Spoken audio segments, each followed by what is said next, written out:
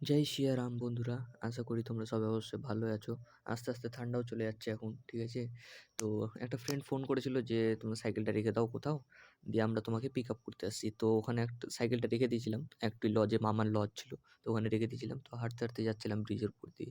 তারপরে হচ্ছে ওখানে আমরা ফোন করেছিল যে চলে আসো তাড়াতাড়ি।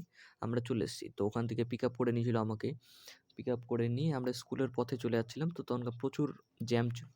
জ্যাম্পে ওখানে দাঁড়িয়ে থাকতে থাকতে অনেক বড় জ্যাম্প লেগেছিলো। তাই জন্য ওখানে একটু লেট হয়ে গেছিলো। আর এমনিতে স্কুল আজকে লেটে বলতে গেলে ঢুকেছিলাম, কারণ টিউশনও ছিল সকালে, তাই জন্য অত করতেও পারিনি, ব্লগটাও করতে পারিনি।